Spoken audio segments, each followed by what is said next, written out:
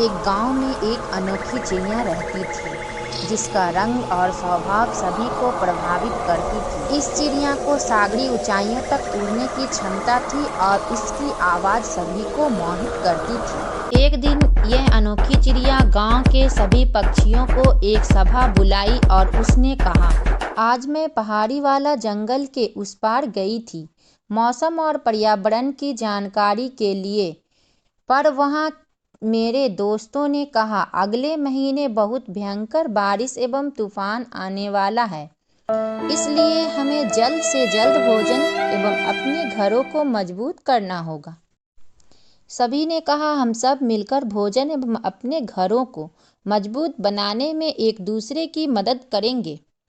सभी चिड़िए ये बात सुनकर खुश हो गए, पर उसमें एक कालू कौआ भी था।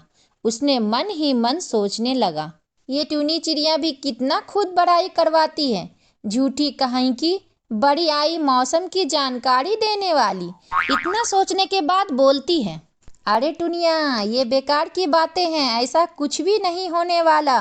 दोस्तों मैं भी तो कई साल से यहाँ रह रहा हूँ, आज तक तो ऐसा कुछ नहीं हुआ, मैं तुम्हारी बातों में नहीं आने वाली। इतना बोलकर कालू कौआ चला जाता है, अपने घर पे जाकर आराम से रहने लगता है। अरे क्या हुआ कालू जी, इतना गुस्सा क्यों दिखा रहे हो? कितनी झूठी है ये टूनी चिड़िया, मौसम खराब होने वाला है ऐसा जंगल के पक्षियों को कह रहा था। जाने दो, वो ऐसा ही बोलती रहती है। उधर चिड़िया और उनके सारे जंगल के पक्षियों ने अपने अपने कामों में लग गए थे।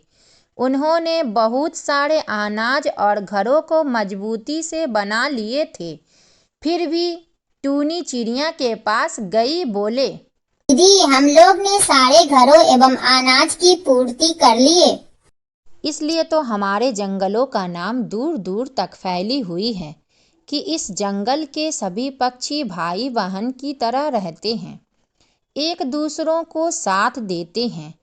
अब सिर्फ भगवान से प्रार्थना है हमें सुरक्षित रखे आने वाले तूफानों से।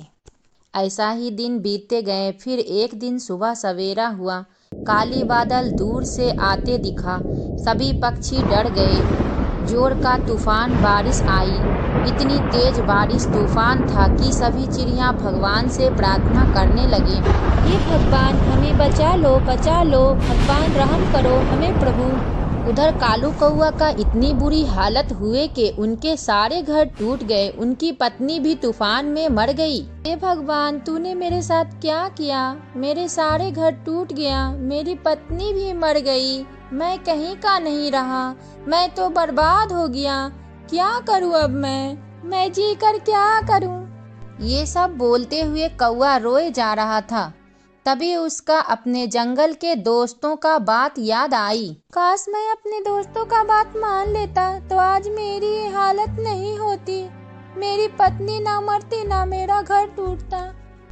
उसको अपने गलती का पछतावा होता है। वो अपने दोस्तों के पास जाता है और सारी कहानी बताता है।